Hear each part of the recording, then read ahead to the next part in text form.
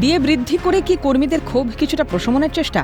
সকাল থেকেই নজর ছিল সেদিকে। প্রত্যাশা মাফিক রাজ্য সরকারি কর্মীদের ডিএ বৃদ্ধির ঘোষণা করলেন অর্থ দপ্তরের প্রতিমন্ত্রী চন্দ্রিমা ভট্টাচার্য।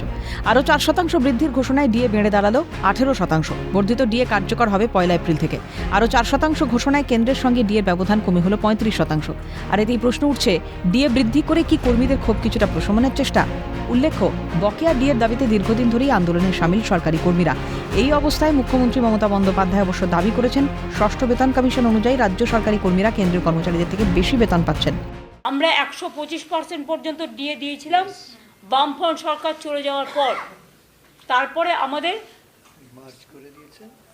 আমরা মার্চ করে দিয়েছি। এখন নতুন এটা 6 pay commission, 5 pay commission, 6 pay commission অনুযায়ী বেসিক পেটা 6 পে কমিশনের রেকমেন্ডেশন অনুযায়ী, অর্থাৎ সেন্ট্রালে যেটা পায় এটা কিন্তু আরও বেশি পায়। তার কারণ হচ্ছে পে কমিশন প্লাস ডিএ দুটো পায়। এইটাও আমরা নতুন করে 2024 সাল থেকে, এটা 2025-এর সবে ফেব্রুয়ারি মাস, আমরা এর মধ্যে 14% ডিএ দিয়ে দিয়েছি। বস্তুত প্রতি বছরের শুরুতেই কর্মীদের ডিএ বৃদ্ধি করে কেন্দ্রীয় সরকার। বছরে দুবার বৃদ্ধি হয় ডিএ। কেন্দ্রের নিয়ম অনুযায়ী ঘোষণার পূর্বের মাস থেকে লাগু হয় ডিএ। সেক্ষেত্রে কর্মীদের এরিয়ার বা উৎসাহ ভাতা দেওয়া হয়।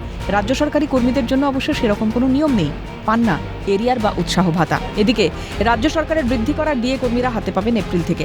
ফলে খাতায় কলমে রাজ্য সরকারি কর্মীদের ডিএ বাড়লেও এরিয়ার না মেলায় বস্তুত পক্ষে পার্থক্য সেই 39%ই থেকে গেল।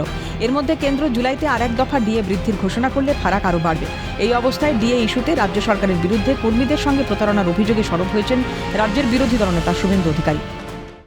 আমাদের রাজ্যের সরকারি কর্মচারী, পুলিশ কর্মচারী, শিক্ষক, অধ্যাপক, শিক্ষাকর্মী, তাদের সঙ্গে বিরাট গ্যাপ, 35-36% গ্যাপ ছিল। মাত্র 4% দিয়েছে, যে 4% জানুয়ারি মাসে কেন্দ্র বৃদ্ধি করেছে।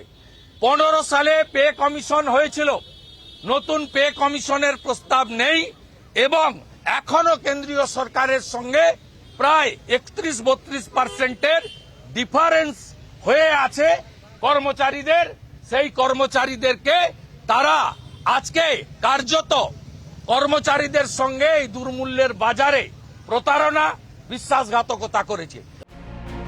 2026-এ রাজ্যে বিধানসভা নির্বাচন, তার আগে ডিএ ইস্যুতে তুঙ্গে শাসক বিরোধী তরজা। ক্যামেরায় অপূর্ব দেবনাথ, জ্যাকি সিং এর সঙ্গে বিপ্লব চক্রবর্তী ও সুদীপ্ত পালের রিপোর্ট, ক্যালকাটা নিউজ।